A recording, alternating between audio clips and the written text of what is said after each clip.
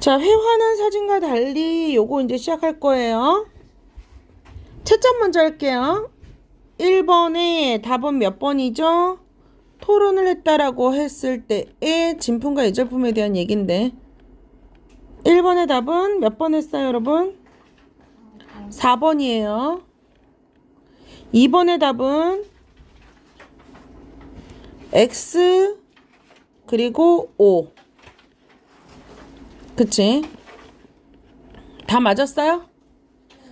이거는 틀린 친구들이 없네? 그럼 지문이 그렇게 어렵지 않은가 본데? 맞아요. 그럼 얘는 넘어갈게요. 네. 이렇게 잘 되는 거는 넘어갈게요. 굳이 이렇게 막 어렵지 않은 거는 안 해도 될 것 같아요. 다 채점만 조금 해주시고. 자, 파슨스의 3강짜리 종교에 관한 연구의 초기에는 종교의 역사적 유행적 측면들에 대한 연구가 대부분이었지만 자, 종교에 관련 연구에 점차적으로 사회학 이론이 도입되면서 종교 조직에 대한 연구가 진행되기 시작했고 자, 특히 60년대 70년대에는 파슨스의 기능 이론이 종교 이론에 도입되었는데 자, 어떤 사람 나왔어? 그럼 그 사람이 어떤 입장인지 봐야 되겠지? 파슨스는 모든 사회 조직이 유지되기 위해서는 기능적 필수 요건이 충족되어야 한다고 주장을 하였는데 이러한 파슨스의 이론이 일종의 무엇을 사회 조직인 종교 조직을 연구하는데 그대로 적용되었다. 어떻게 그대로 적용되는 거야? 어떤 사회 조직이 유지되기 위해서는 기능적 필수 요건이 모든 사회 조직 유지의 기능적 필수 요건이 충족되어야 되는데 그게 종교 조직에서도 기능적 필수 요건이 있어야 된다. 그러면 사회 조직이 유기체처럼 사회 조직에서 유지되려면은 자, 기능이 필요하다 그랬지. 기능의 필수 요건이 필요하다 그랬지. 그리고 그 기능의 필수 요건이 첫 번째 적응, 두 번째 목표 달성, 통합, 잠재성의 네 가지. 그러면 이렇게 네 가지라고 분류를 나눠놨지. 그럼 그 다음에는 꼭 뭐가 나오니? 그 네 가지가 나와. 그러니까 1, 2, 3, 4로 생각이 되고 여기가 기역, 니은, 디귿, 리을 했으니까 먼저 적응은 기역 이렇게 같이 들어가도 돼. 아니면 여기는 기역, 니은, 디귿, 리을 했지만 이거를 그냥 편의상 내 머릿속에서 1, 2, 3, 4다라고 생각을 해도 돼. 얘를. 그래서 첫 번째는 뭐야? 사회 조직이 무엇을 하기 위해서 적응은 외부로부터 물적 자원이 조달되어 조직 내에서 뭐 해야 돼? 적절히 쓸 수 있어야 한다? 그러니까 외부에서 물적 자원이 계속 들어와서 그 안에서 적절히 쓸 수 있는 게 적응이야. 두 번째, 목표 달성은 뭐 한다라고 그랬어? 공통 목표를 설정을 하고 다양한 자원을 동원해서 목표를 달성하는 것. 자, 통합은 뭘 한다고 그랬어? 체계가 잘 통조되고 안정된 일관성을 유지해 내가 나가야 된다는 걸 의미하는 거. 즉, 제도나 질서를 깨뜨리지 말아야 되는 게 통합이야. 잠재성은 뭐야? 고유한 문화적 가치를 조직 구성원에게 동기화하고 이를 지속적으로 유지해 가는 것을 의미하는 것이 잠재성이야. 이러한 파슨스의 기능적 필수 요건을 종교 조직의 분석에 적용해 보면 자, 여기까지가 파슨스의 뭐에 대한 얘기야? 기능적 필수 요건이지. 파슨스가 말했던 기능적 필수 요건이 여기까지가 두 번째가 파슨스가 말했던 기능적 필수 요건 이렇게 하면 되겠지.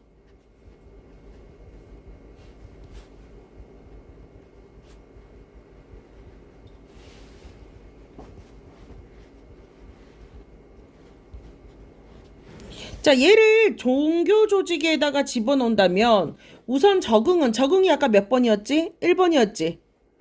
우선 적응은 뭘 한다고 그랬어? 외적인 것이 안으로 들어야 된댔지. 그러면 종교 조직에서는 뭐가 되겠어? 외적 자원이 들어온 거. 신도 모집이 돼야 된다는 거지. 그러니까 신도를 돌아내는 인적 자원의 조달이 필요하고 종교 조직은 목표를 제시하고 참여하는 선교 활동을 해야 한다. 그러니까 먼저 적응을 하기 위해서는 외적인 부분이 들어와야 되고 그 외적인 부분이 들어오기 위해서는 그들이 조직에 참여할 수 있도록 뭘 해야 된다? 선교 활동을 해야 된다라는 거. 그치? 그럼 두 번째 목표 달성은 이제 뭘 해야 돼? 선교 활동 첫 번째는 적응은 선교 활동을 통해서 지금 모집을 하는 거야. 그치? 그 다음에 목표 달성은 뭐라고 그런댔어? 신도, 교육과 훈련. 그러기 위해서 무슨 교육을 하는 거야? 교리 교육, 그리고 기도 훈련, 전도 훈련 등을 실시하고 있다는 거. 그러면 종교 조직이 만들어지다가 종교적 목표가 분화되거나 추가되기도 하는데 이렇게 분화되거나 새롭게 추가된 목표가 본래 목표와 멀어지거나 본래 목표를 대체하는 목표가 바뀌는 전치 현상. 전치가 뭔지 단어 뜻 찾아놓으셔요. 어휘 늘려놔야 되니까. 전치 현상이 일어나기도 한다. 예를 들어 신에 대한 독실한 신앙을 잃고 살고자 했지만 실제로는 종교 외적인 세속적 문제에 휩쓸리는 경우를, 그러니까 목표의식이 너무 강해지면은 뭐가 만들어진다고요? 부단히 강조하고 상황에 대한 사회적 문제와 관련 새로운 목표를 설정해서 신도를 교육하거나 훈련시키는 경우도 나온다라는 거지. 자, 세 번째 통합은 종교 조직에서 뭐가 나오는데 역할 분담으로 나타나는데, 즉 다른 구성원으로 이루어진 종교 조직은 구성원 간의 갈등이 없어야 되지. 그렇기 때문에 통합을 해야 돼.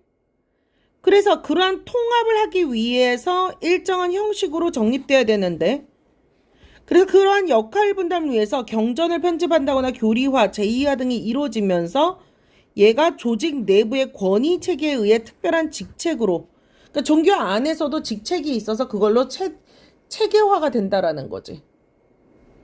자, 끝으로 잠재성은 종교 조직에서 흔히 동기화로 이루어지는데, 종교 조직은 재래의식, 제사, 기도 등을 통한 해당 종교의 창시자나 신에 대한 근본적인 종교 경험을 바탕으로 만들어지고, 그리고 그러한 종교 경험이 새롭게 해석되거나 현실에서 다시 체험될 수 있는 기회가 지속적으로 요청되는데, 특히 세속화된 현대 상황에서는 신도들이 일상적 세속 생활과 성스러운 종교 생활을 적절히 조화시켜 살아나갈 수 있도록 하는 다양한 형식이 만들어질 수 있는데, 일상생활을 무시하고 영적 생활의 명상을 강조할 수도 있고, 세속적 일상생활 자체를 성스러움의 표현이다라고 해석할 수도 있어.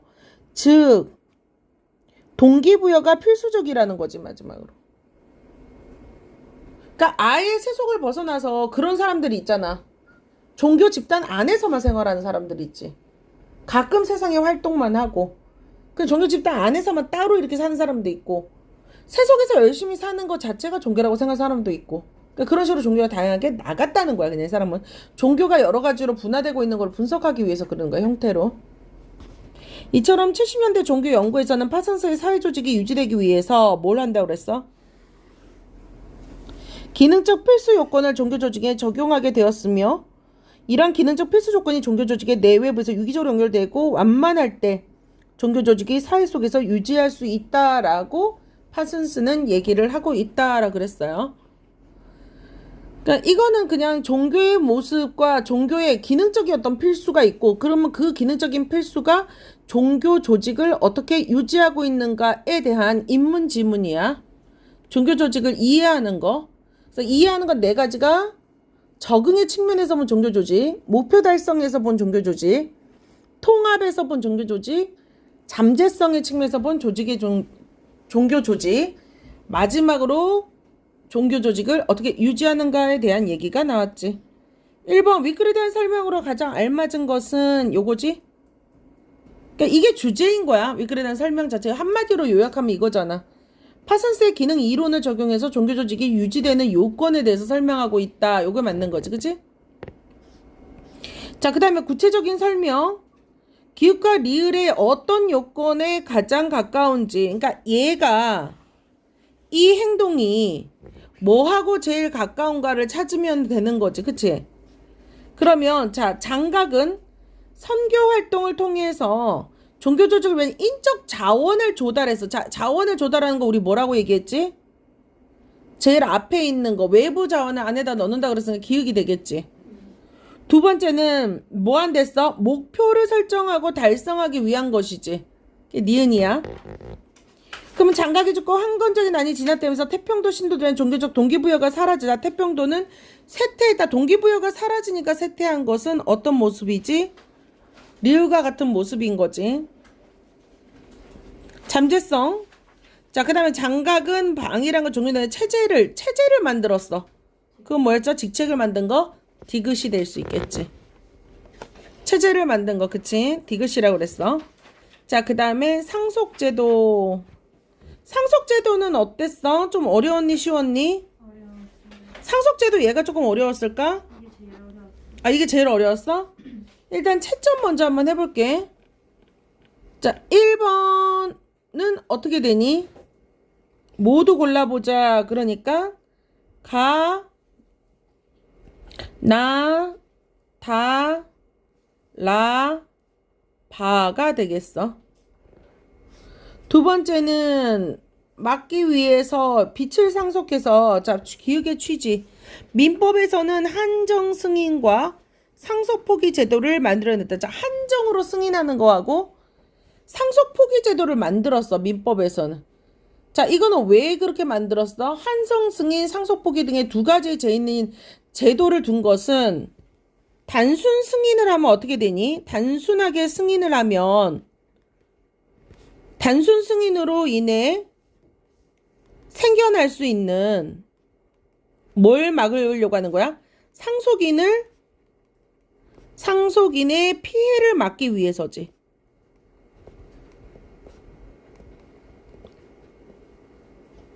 피해를 막기 위함. 즉, 어떤 일이 벌었어? 즉, 빚을 상속받으면 어떻게 되니? 빚을 상속받으면 상속인이 어떻게 살기가 힘들어, 어려워? 그치? 그러니까 상속인이 재산상의 피해를 보지. 자기 돈으로 갚아야 되잖아. 아버지가 빌린 돈을. 그치? 그래서 재산상의 피해를 방지하기 위한 제도.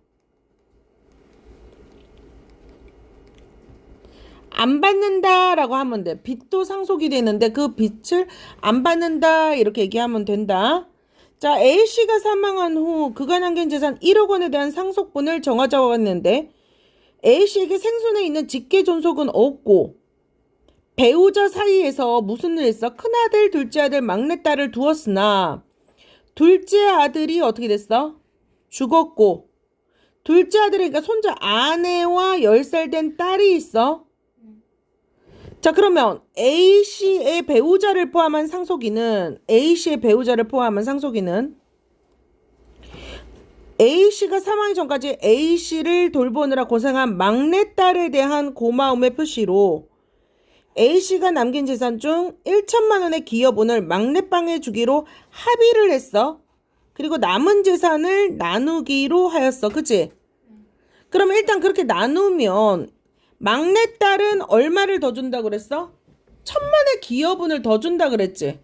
그럼 막내딸은 원래 받아야 되는 돈에서 일단은 얼마를 가지고 막내딸에게 얼마를 주니? 기여분으로 1천만 원을 먼저 주기로 했지.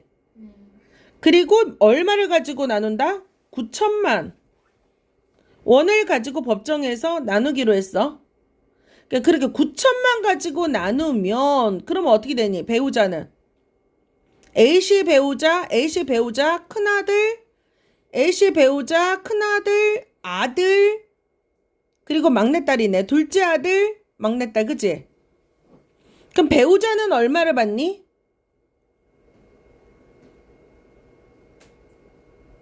계산을 해야지. 자, 배우자는 일단 얼마를 받는다고 해서 본문의 내용에서 1.5 받는다고 하지 않았어? 원래 1.5를 배우자는 1.5를 받아야 되고 큰아들은 1을 받고 둘째 아들도 1을 받고 그치? 배우자 1.5 큰아들 1 그 다음에 둘째 아들도 몇? 1 그리고 막내딸도 1이지 그치? 근데 둘째 아들이 사망을 했어. 그러면 각각 얼마야? 1.5, 1, 1, 1, 1이면 9천만 원을 이렇게 나누면 어떻게 되니?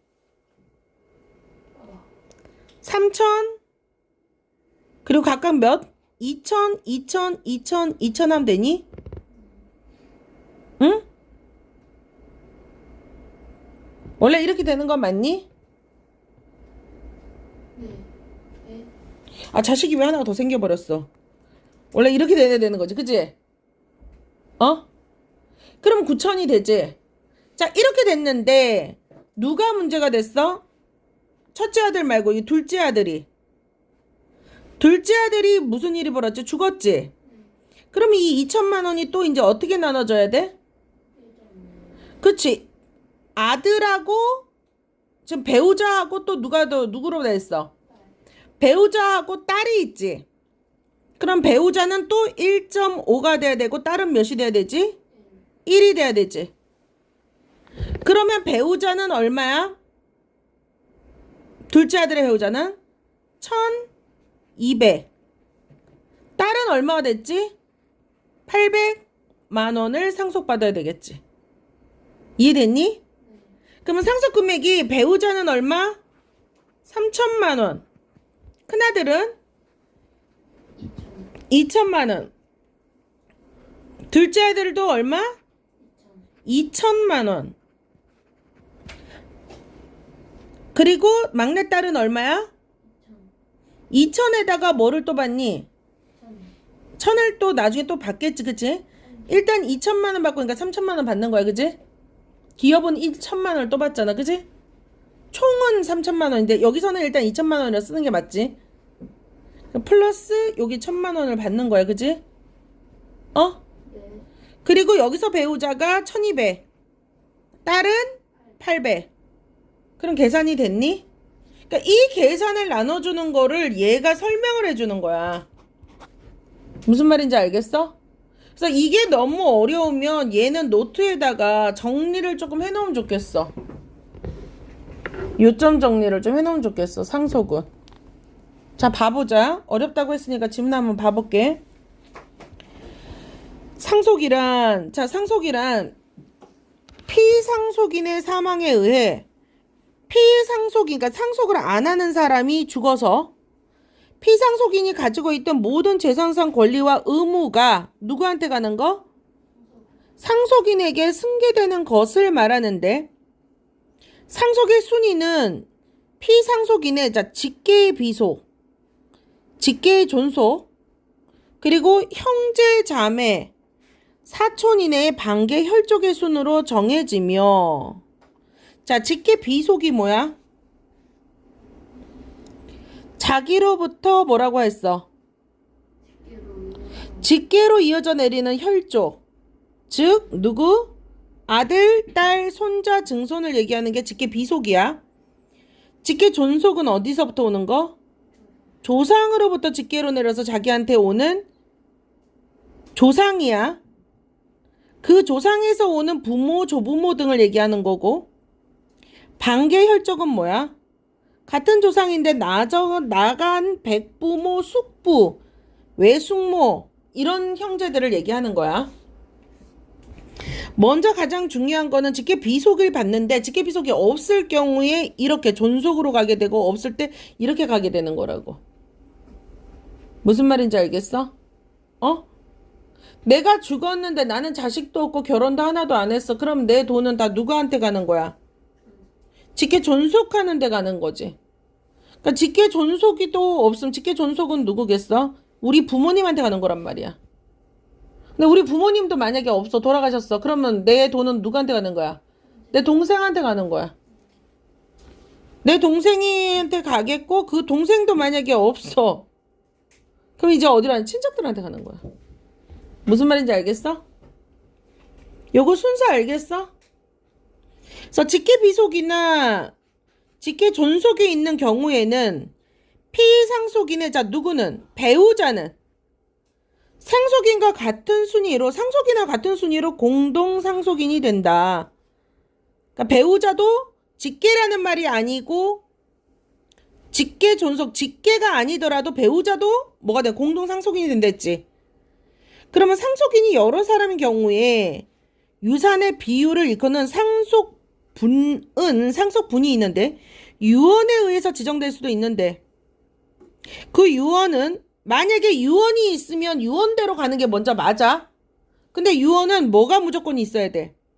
민법이 정하는 조건을 충족해야 효력을 갖게 되고 그래서 상속이 정해진대. 끊어주면 되겠지? 그런데 이게 되게 중요한 말. 유언에 의해서 지정될 수 있는데 민법이 정하는 조건을 충족해야 돼.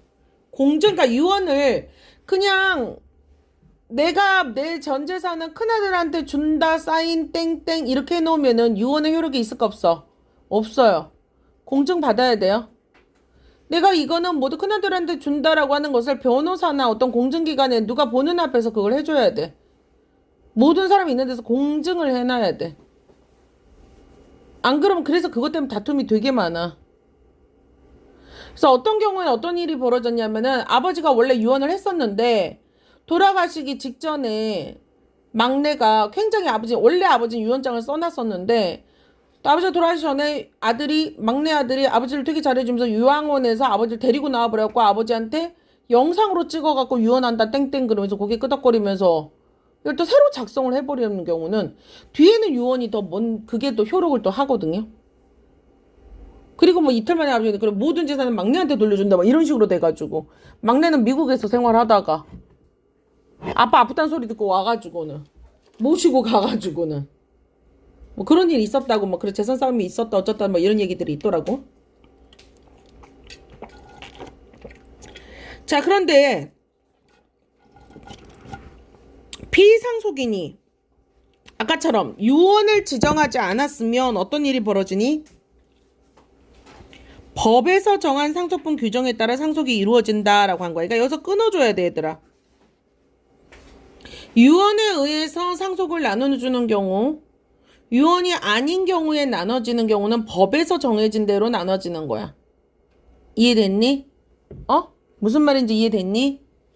자 그러면 이때 형제자매처럼 같은 상속순위의 상속인이 여럿일 경우에는 똑같이 나누는 것을 원칙으로 하지만 피상속인의 배우자가 직계 비속이나 직계 존속과 같은 공동 상속인인 경우는 직계 비속이나 직계 존속이 상속분의 몇 점 5배를 상속받게 돼?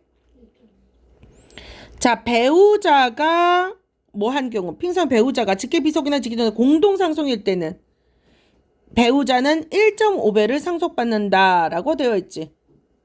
그러니까 부인은 1.5배를 받고 자식은 1을 받는다 이 말이야. 무슨 말인지 알겠어?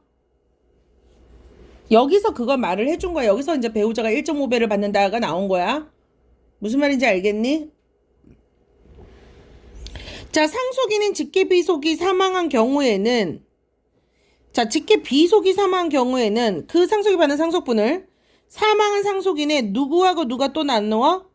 배우자와 직계비속이 대신 상속하게 되는데 이거 아까 전에 우리 문제 풀었을 때 둘째의 경우인 거야.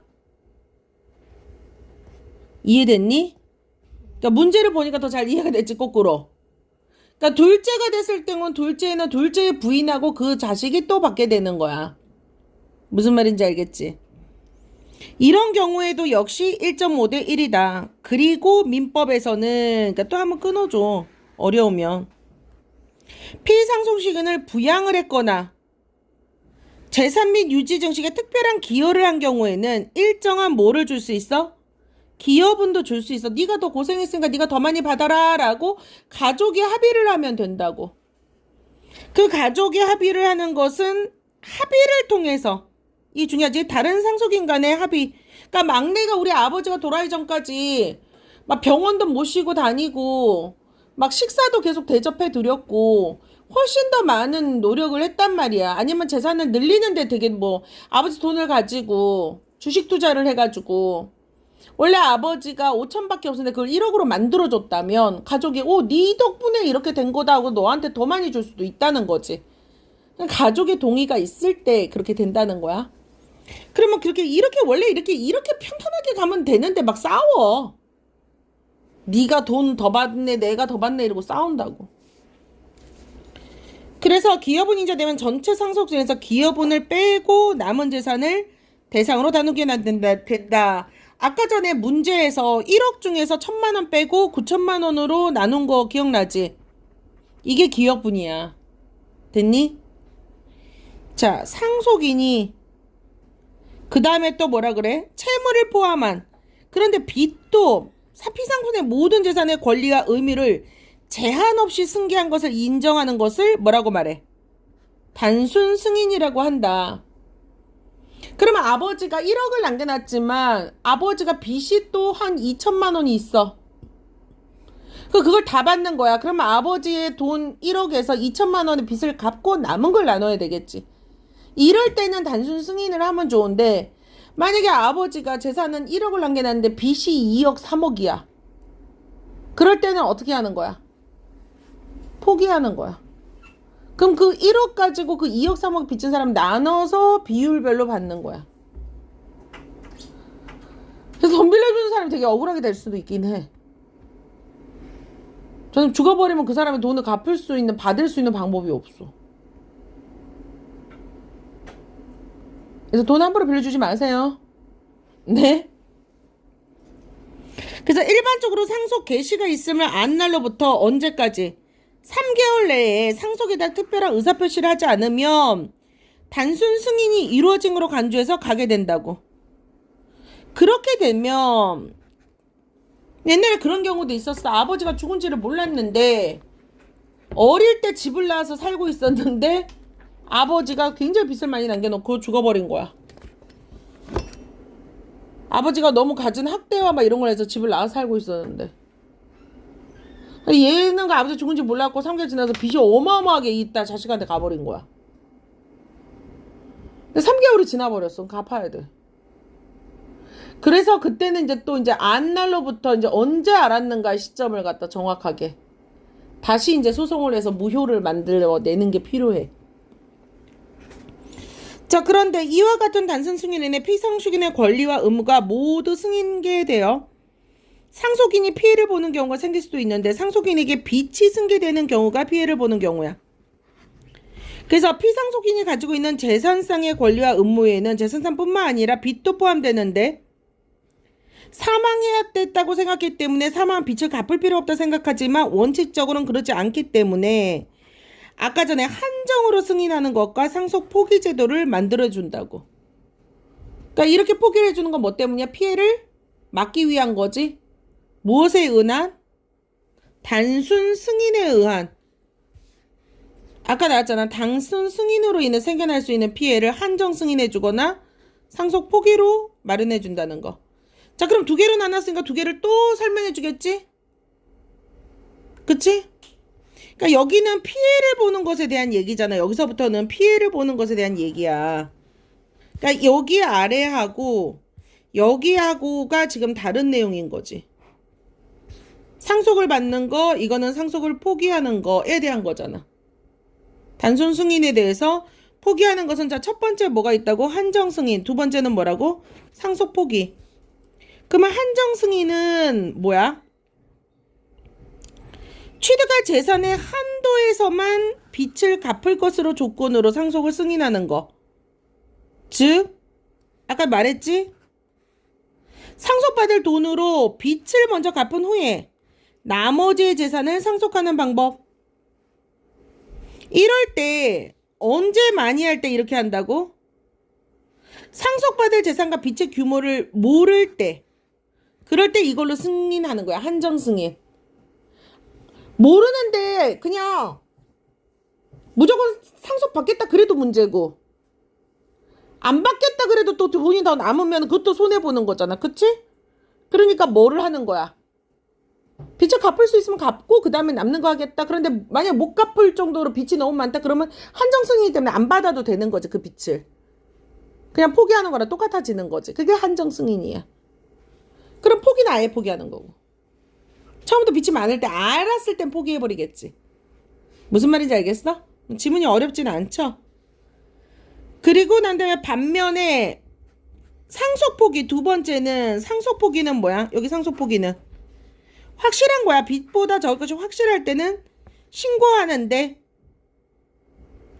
그럼 피상속인 사실은 상속받을 빚보다 적을 것이 확실할 때 신고하는 게 일반적인데, 원래 상속이었던 사람의 상속 포기 실효가 되면은 더 이상 상속인으로 간주되니 안 되니? 안 되는 거지. 그래서 상속을 포기하면 피상속의 재산은 다음 순위의 상속인한테 넘어가게 되었고, 그 다음에 또 포기하고 포기된 사람이 나머지로 넘어가고, 상속 자격을 계속 갖고 있는 사람들은 포기하면은 빚의 절차가 승인된다는 거지. 그렇다면, 자, 승인된다?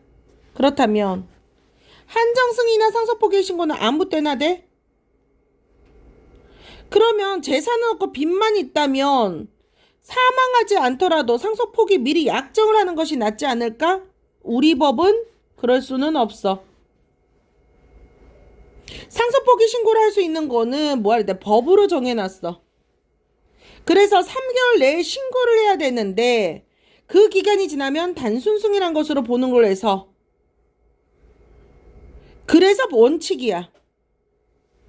그래서 상속이 개시되기 전에 상속 포기 약정을 하더라도 효력이 있니 없니? 없어. 다만 상속 순위가 뒤인 사람이 앞인 사람보다 먼저 또는 동시에 상속 포기를 할 수 있도록 규정을 마련해 두고는 있고, 같은 상속 순위 내에서 상속 포기 순서는 없어도 돼. 다 포기를 해도 돼. 그러니까 큰아들이 안 받는다 그럼 둘째 아들한테 넘어가게 되고 뭐 이렇게 가는 거야. 그치? 순서가. 또한 피상속의 빚이 많음이 중대한 과실이 없음에도 불구하고 알지 못해서 상속을 당순 승인한 경우, 아까 내가 말했을 경우, 몰랐는데 받았을 경우 있지? 그럴 때도 어떻게 한다고? 특별 한정 승인 제도를 두어서 3개월 내에 한정 승인을 할 수 있도록 하고 갚으면 된다. 됐니? 32분이 돼서 영상